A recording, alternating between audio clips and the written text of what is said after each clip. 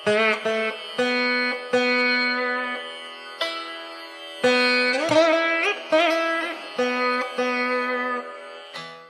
నమస్కారం అండి. స్తోత్రమాలిక ఛానల్కి స్వాగతం అండి. నేను ఈవేళ లక్ష్మీ హృదయ స్తోత్రం చదువుతున్నానండి. ఇంకొక వీడియోలో నేను శ్రీ నారాయణ హృదయ స్తోత్రం చదివానండి. ఇప్పుడు ఇది లక్ష్మీ హృదయ స్తోత్రం అండి. అందరూ తప్పకుండా వినగలరు.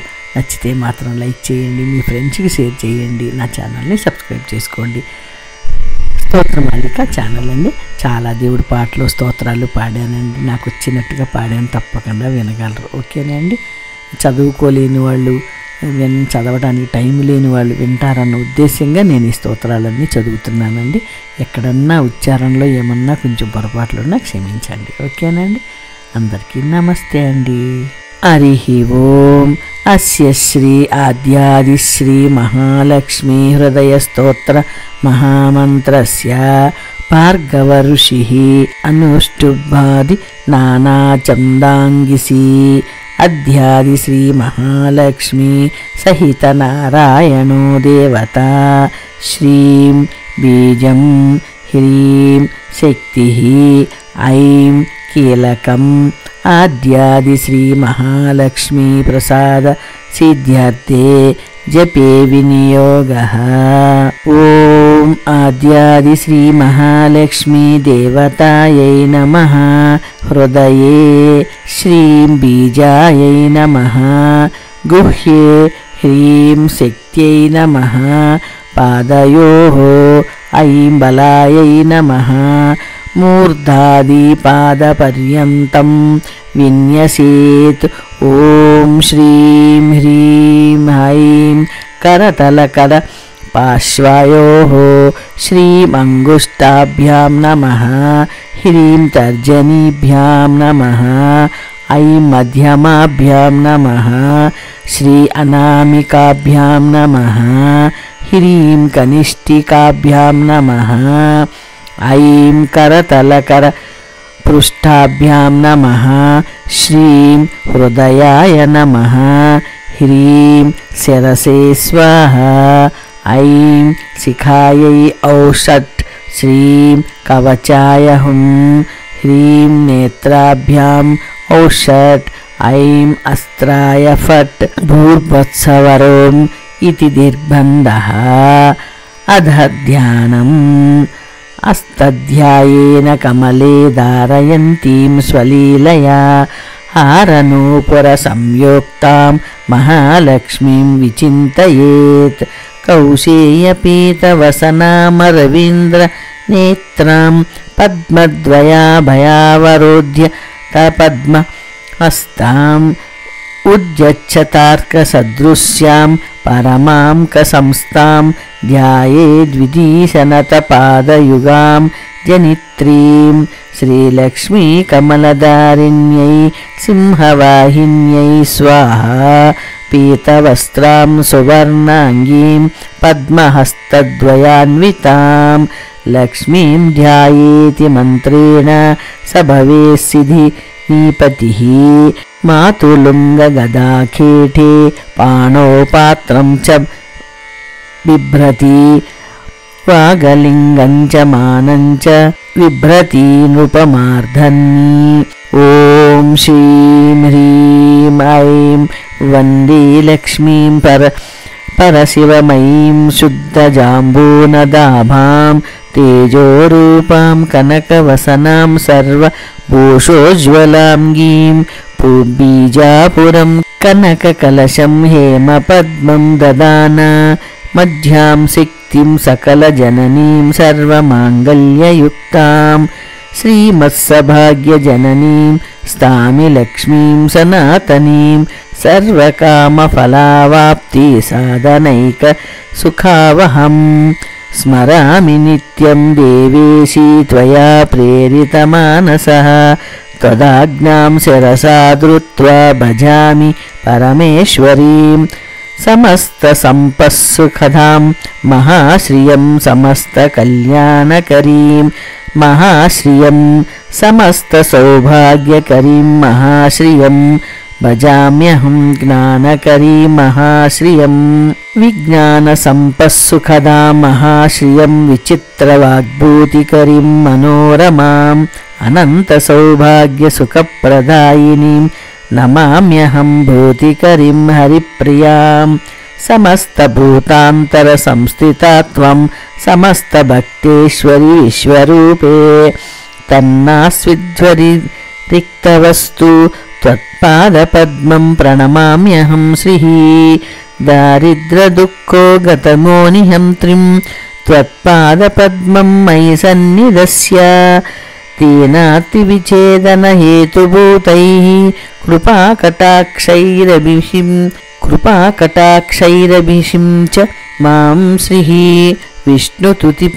విష్ణుస్తుతిపరాం లక్ష్మీం స్వర్ణవర్ణస్తుతిప్రియాం వరదాభయదాం దేవీం వందే త్వాం కమలేక్షణే అంబ ప్రసీద కరుణా పరిపూర్ణదృష్ట్యా మాం త్వత్కపాద విగణేహమిమం కురుష్వ ఆలోకయ ప్రణత హృద్గత శోకహంత్రిం త్వత్పాద్మయుగళం ప్రణమామ్యహం శ్రీః శాంతై నమోస్తు శరణాగత రక్షణాయై కాంత్యై నమోస్తు కమలీయ గుణాశ్రయాయై కాంత్యై నమోస్తు దురితక్షయకారణాయై ధాత్ర్యై నమోస్తు ధనధాన్య సమృద్ధిదాయై శక్త్యై నమోస్తు శశిశేఖర సంస్థితాయై రత్యై నమోస్తు రజనీకర సోదరాయై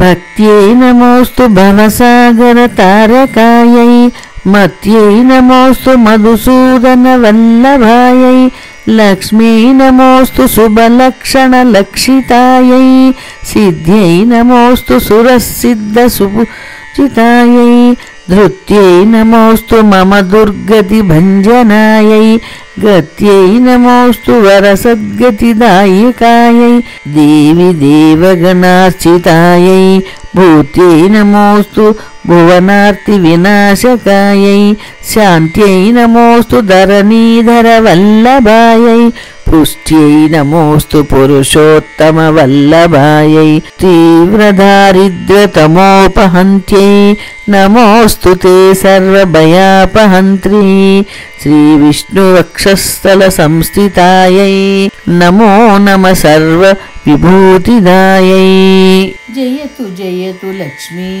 లక్షణాలంకృతాంగీ జయతు జయతు పద్మా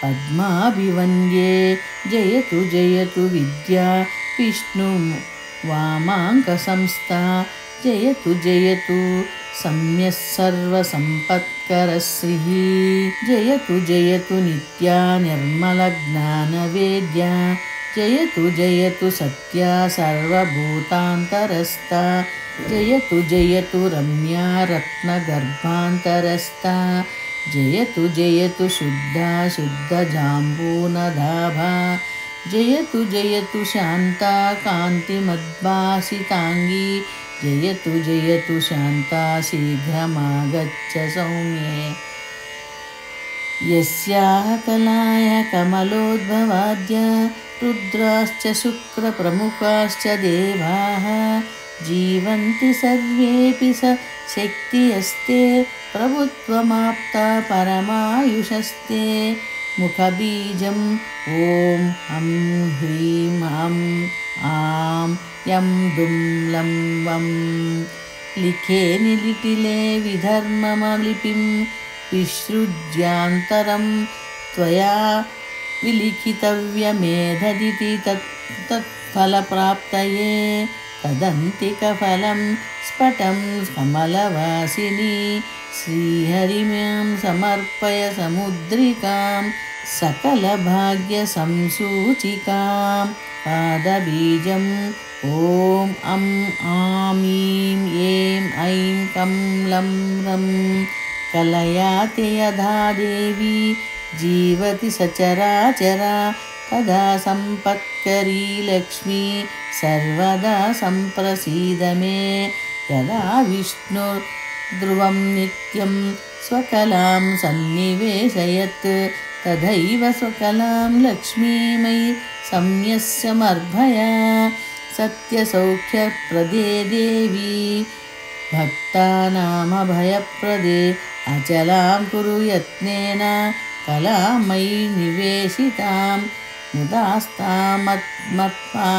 परमपदलक्ष्मी स्फुटकला सदा वैकुण्ठश्रीर्निवसतु कलाये कलामे नयनायोः वचेः सत्यते लोके मम वचसि लक्ष्मीर्वर कला श्रियश्वेतद्वीपे निवसतु कलामे स्वकरयोः नेत्रबीजम् ॐ घ्रूं घ्रीं घ्रें घ्रैं गों गौं गः तावन्नित्यं ममाङ्गेषु क्षीराब्दो श्रीकला वसेत् सूर्यचन्द्रामसायावत्तानलक्ष्मी अतिश्रियोः सर्वमङ्गलसम्पूर्णा सर्वेश्वरसमन्विता आद्यादिश्रीमहालक्ष्मी त्वत्कलामयी तिष्ठतु अज्ञानतिमिरं हन्तुं शुद्धज्ञानप्रकाशिका सर्वैश्वर्यप्रदा मेस्तु त्वत्कलामयी संस्थिता लक्ष्मीं हरतु क्षिप्रम् तमः सूर्यप्रभायादा वितनोतु मम श्रेयस्त्वत्कलामयी संस्थिता ऐश्वर्यमङ्गलोत्पत्तिस्तत्कलायां निधीयते मयि तस्मात् कार्मो प्राप्तमिस्मि स्थितेस्तव स्वत्कलायां निधीयते मयि तस्मात् कृतारोऽस्मि पात्रमस्मि स्थितेस्तव भवदावेशभाग्यरोः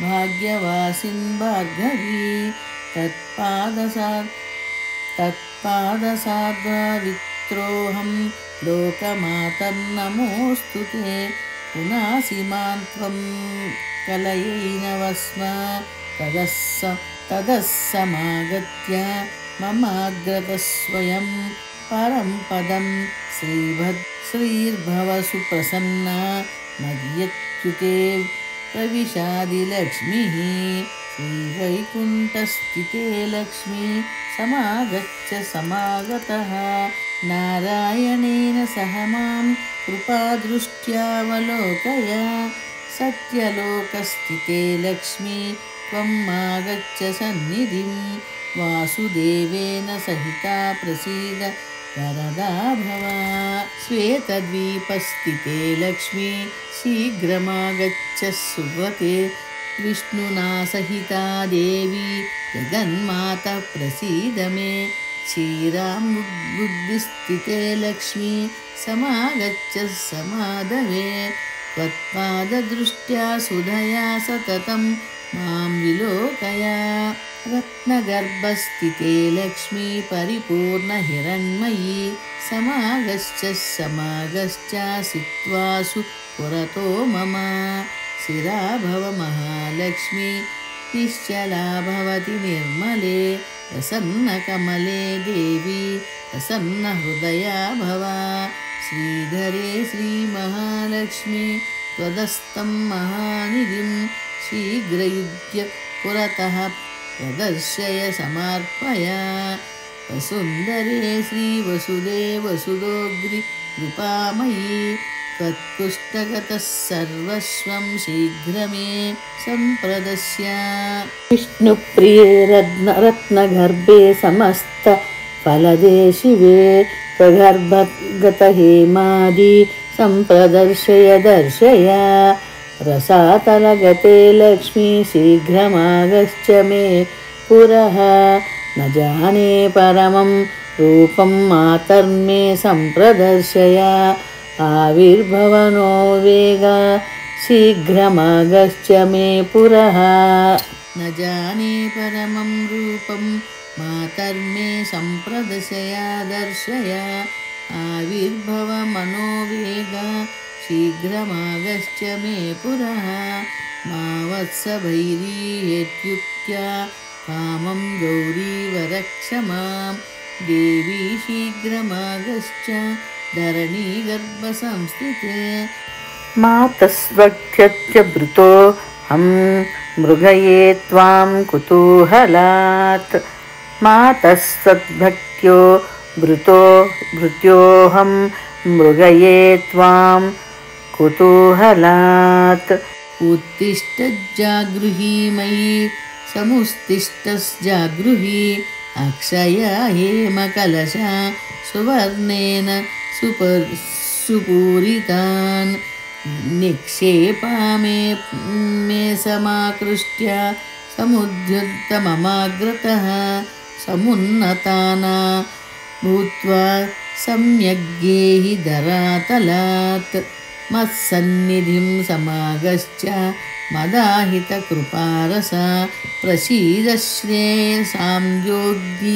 श्रेयसादोग्धि लक्ष्मीर्नयनाग्रतः अत्रोपविश्य लक्ष्मीत्वं स्थिरा भव हिरण्मयी स्तुतिरा भव सम्प्रीत्या प्रसन्नवरदा भव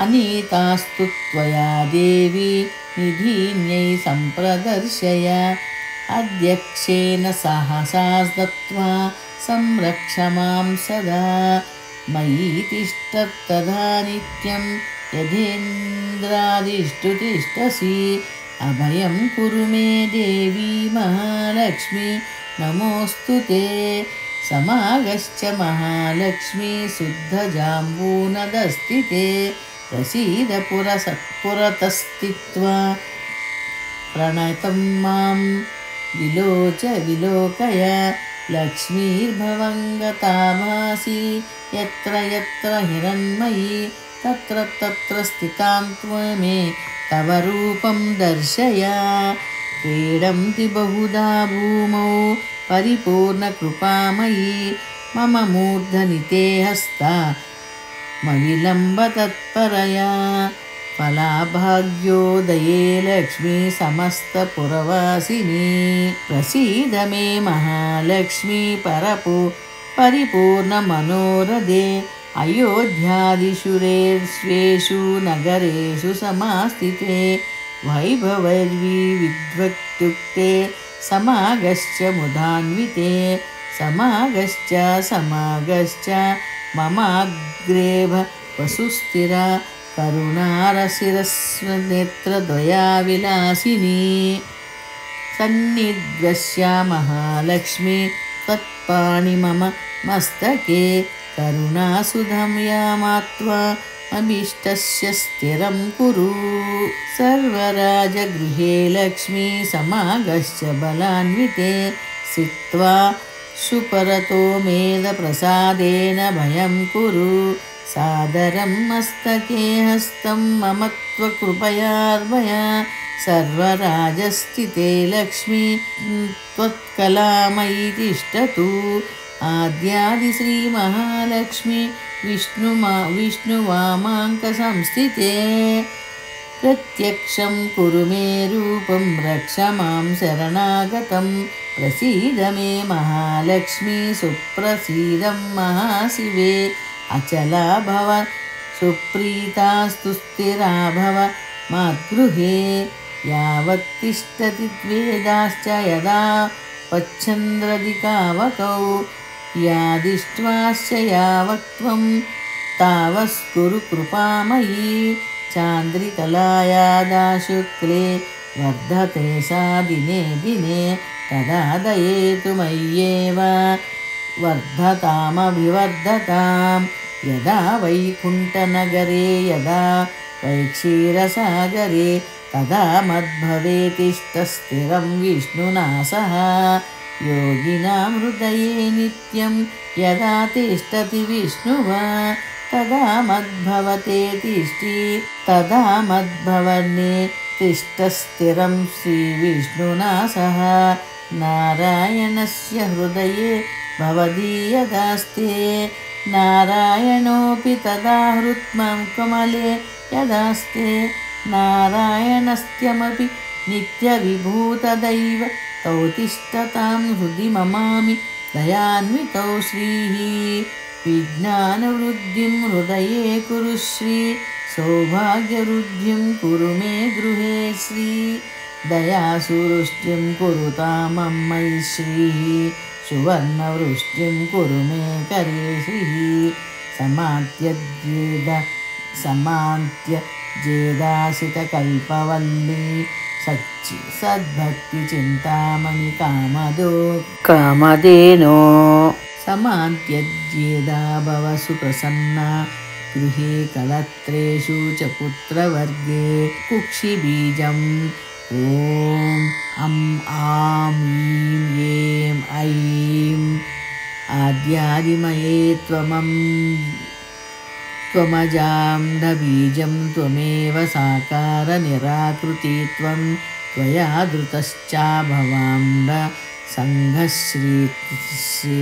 चरित्रं तव देवि विष्णुः ब्रह्मरुद्रावदयो देवा वेदाश्चापि न शुक्नयुः महिमां तस्तोतुं मन्दोऽहं शक्नुयां कदम् अम्ब त्वः सर्ववाक्यानि सूक्तानि यानि च तां स्वीकरु सर्वज्ञे दयालुत्वेन सादरं कृत्वार्धस्सुः पुरातना इति सञ्चित्य मनसा त्वामहं शरणं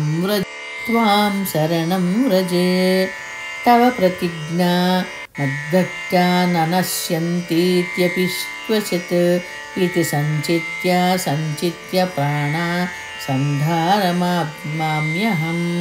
त्वदीनस्त्वहं मादा त्वस्त्वं पामयि विद्यते यावत्समूर्णकामास्यं तदा देहि दयानिधे क्षणमात्रं न शक्नोमि जीवितं त्वर्कपां विना न हि जीवन्ति जलं त्वक्त्वा जलाश्रयाः यदापि पुत्रवात्सल्यज्जननी प्रसुन्नतस्तनी वस्तं त्वरितमागत्य सम्प्रीणयति वत्सला यदि स्वात्तव पुत्रोऽहं माता त्वयमादिमामकी दयापयोधरस्तन्यसुधाभिरभिषिञ्चहं मृग्यो न गुणलेशोऽपि मयि दोष्टकमन्दिरे पांसुरां वृष्टिबिन्दूनां दोषाणां च न मे मतिः पाहि नामहमेकाग्रो दयालूनात्वमग्रणी दयानियो मदन्योक्ति तव क्रोत्तजगत्तये विधिनाहं सृष्टस्ने नास्यत्तव वदयालुता अमयो वा न सृष्टेक्षे दौषधन्यवृधोदयः कृपामदग्रज किं तेऽहं किं वा तदग्रजः विचार्य देहि मे वित्तं तव देहि दयानिधे माता पिता त्वं गुरुसद्गतिश्रेष्यमेव सञ्जीवन हेतुभूता अन्यं न मन्ये जगदेकनादे त्वमेव सर्वं मम देवि सत्यं हृदयबीजं ॐ घ्रूं घ्रीं ग्रूं घैं गौं ग्रं ग्रं हं फट् कुरु स्वाहा आद्यादिलक्ष्मीर्भवस्प्रसन्ना विशुद्धविज्ञानसुखैकदोग्री अज्ञानहन्त्री त्रिगुणातिरिक्ता प्रज्ञाननेत्री भव सुप्रसन्ना अशेषवाद्यं मलापहन्त्रीं नववं च वंशुष्टसुखा सुवाक्यदायिनी मकैव जिह्वाग्रसुरङ्गवर्तिनी भव प्रसन्नवदने च मे श्रीः समस्तसम्पत्सु विराजमाना समस्ततेजस्सु विभासमाना विष्णुप्रिये त्वं भवदीप्यमाना वाग्देवतामेव नवदने प्रसन्ना सर्वप्रदर्शन सकलार्धमे त्वं प्रभासुलावण्यदया प्रगृह्णी सुवर्णदेत्यं सुमुखी भव श्रीहिरण्मयी नमे प्रसन्ना सर्वार्धसा सर्वजगत्प्रसूति सर्वेश्वरी सर्वभयापहन्त्री सर्वोन्नतांशु सुखी जनः श्रीहिरण्मयी ममे भव प्रसन्ना विघ्नोघविनाशकारिणी समस्तभक्तोद्धरणे विचक्षणा अन्तर्सम्मोदसुखप्रदायिनी हिरण्मयी येन यति प्रसन्ना देवी प्रसीद दयनीयतमायमह्यं देवादिनाद भवदेव गणादिवन्द्ये माता सदैव भवसन्निहिता दृशोर्मे प्रत्यासनं मम मुखे भवसु प्रसन्ना मातः स भैरव भयदान करोत्पतस्ते मौली समेति मयि दीनजनानुकम्पे मा समर्पय मुदा करुणाकटाक्षमाङ्गल्यबीजमहिमान मजन्ममाताः कण्ठबीजम् ॐ श्रां श्रीं श्रूं श्रौं श्रौं श्रं स्वाहा कटाक्ष इह कामदुःखरस्सुरतसुसदा नवनिदिश्य मे वेन्दिरे भवेत्तव दयारसो रससायनं चान्वहं मुखं तव कलानिधिर्विदवाञ्छितार्थप्रदां यदा रसस्पर्शनतो यशोऽपि सुवर्णतास्यत्कमले तदा ते कटाक्षसंस्पर्शनं तो जनानामम जलनानमपि मङ्गल्वत्वं देहिति नास्तिति पचः प्रवेशादिदोरमे त्वां शरणं प्रपद्ये अतः सदास्मिन्न भयप्रधात्वं सहैनपत्वा मम सन्निधेहि कल्पद्रुमेण मणिना सहिता सुरभ्या श्रीस्ते कलमैरसेना रसायने आस्तामतो मम च दुत्करणपाणिपादा सृष्टा सुवर्णपुरस्परङ्गमांशुः आद्यादिवीष्टोऽपि ददति स्मृति त्वमम्बा पत्या मम सन्निधेहि आद्यादिलक्ष्मी त्वदनुग्रहेण पदे पदे मे निदिदर्शनं स्वात् आद्यालक्ष्मी हृदयं पठेत्स राज्यलक्ष्मी अचलां तनोति महादरिद्रोऽपि भवेद्धन्नाद्या सधन्यमे स्थिरसां प्रयाति यस्य स्मरणमात्रेण तृष्णा स्वादिष्टवल्लभा तस्याभीष्टतदास्यु तं पालयति पुत्रवत् इदं रहस्यं हृदयं सर्वकामफलप्रदं जपौ 5सहस्रं तु पुरश्चरणमुच्यते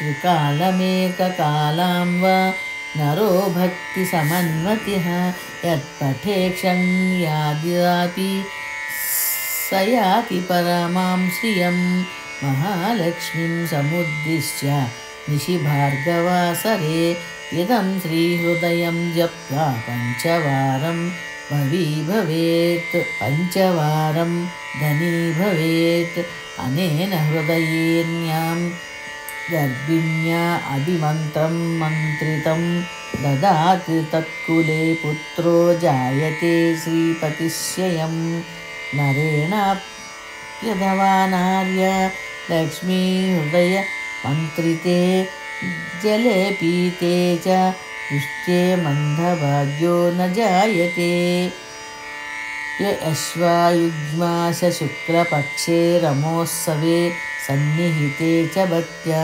पठेद्धैकोत्तरवारवृद्ध्या लभेत सौवर्णमयीं श्रुवष्टिं य ये भक्त्या महमेकवक्षं विशुद्धिसप्तरिवारजापि मन्दभाग्यो पिरमाकटाक्षं येचः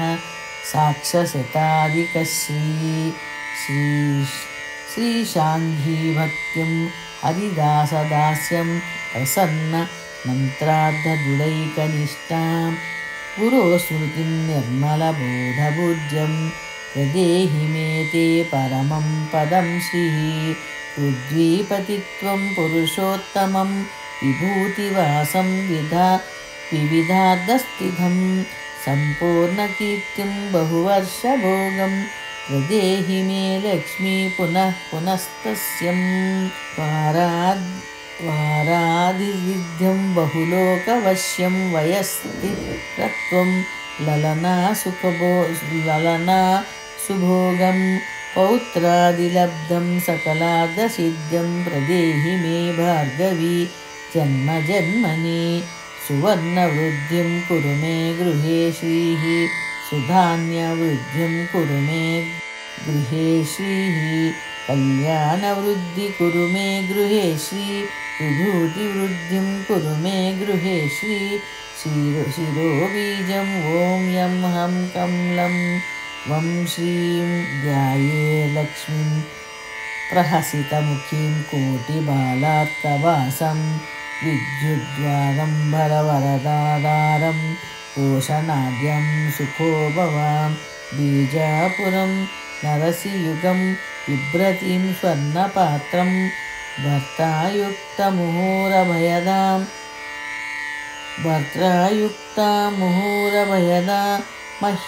मह्यमप्यच्युतश्रियं